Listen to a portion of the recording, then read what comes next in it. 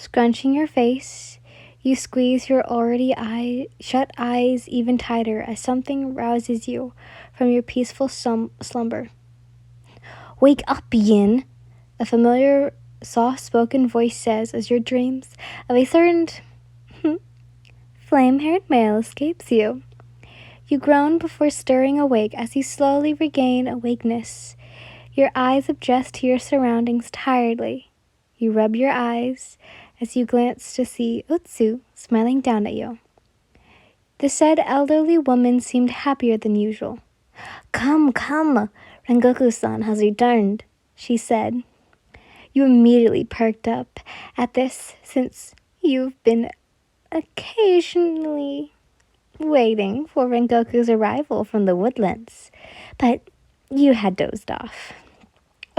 What time is it, and how long have I been out? You asked. It's midday, and you've been asleep for about an hour. Your colored eyes widen upon the sudden realization that if you were still sun time and Rengoku had returned, then it must have meant. Otsu laughed softly as you stood up from the tatami mat and hurriedly ran out the door. Aw, young love, as the old woman said. Kojo felt accomplished. He had been right about Shiro hiding the bells inside of a hollow tree that just so happened to be only several feet away from where the temple was. It was certainly didn't take him all day to look. He waited out in the hallway, petting Shiro, who lay perched on his shoulder. The little owl had taken quite liking it to him in a short while of time, to Kojo's delight, until he heard the sound of eager footsteps approaching him. A genuine, loving grin painted on his face as he glanced to see that it was you.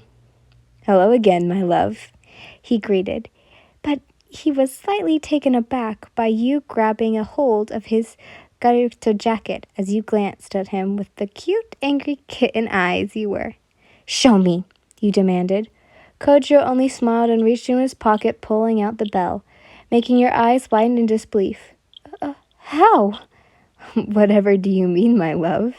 He asked, fidgeting in innocence was he noted how the tip of your ears turned red.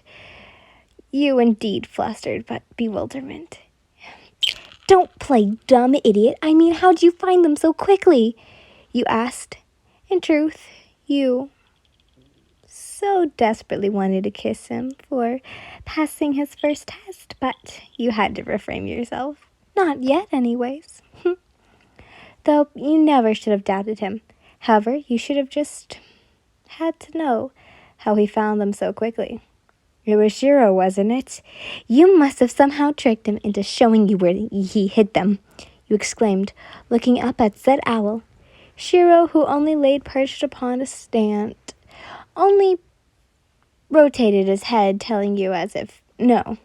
Take it easy, my snowflower, Kojo tells you tenderly grasping both of your hands into his own as he tries to get you to relax.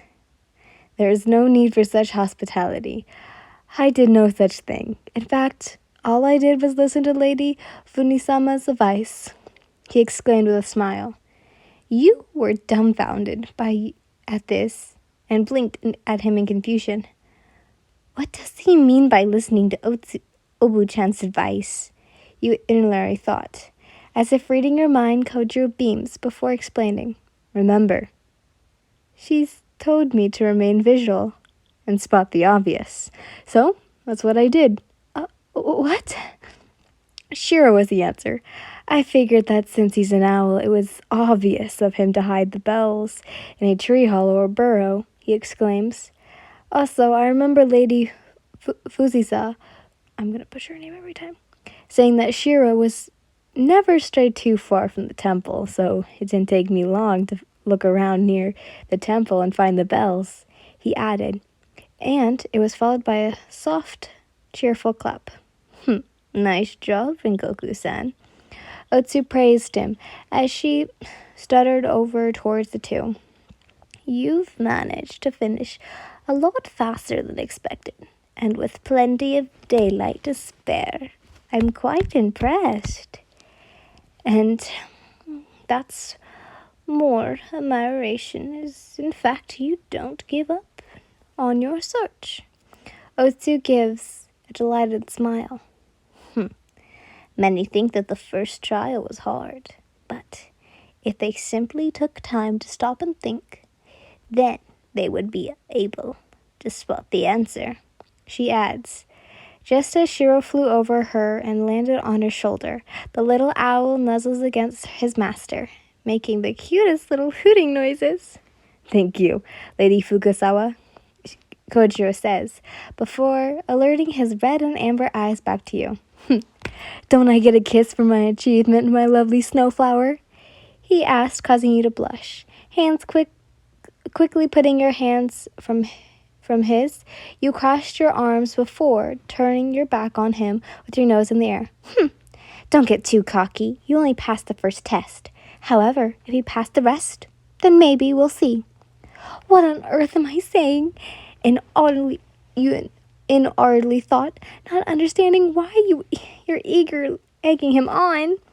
Meanwhile, Kojiro was enthusiastic by this. Really? He asked in a way that could practically see hearts in his eyes as he beams with excitement. I said, we'll see, you hissed, your face glowing even redder. Curse this Hashira and his enthusiastically charming personality and good looks. Well, let's not be ahead of ourselves. Let's take a break, Otsu interrupts. Since it's still early, why don't I cook us up a warm meal, and then we can discuss our next test, Rengoku-san. She suggested. Yes, that would be great. Kojiro says happily. If you must know, Yin-chan is a wonderful cook. I taught her everything there is to know, so I just know you'll absolutely be delighted. He doesn't need to know that, you yelled, obviously embarrassed.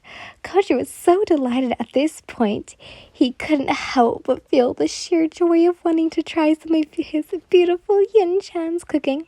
Oh my, I would enjoy that very much, he exclaims. I'll freeze your food, you fumed. Your conventional bickering caused the older woman to laugh heartily. Then it's settled.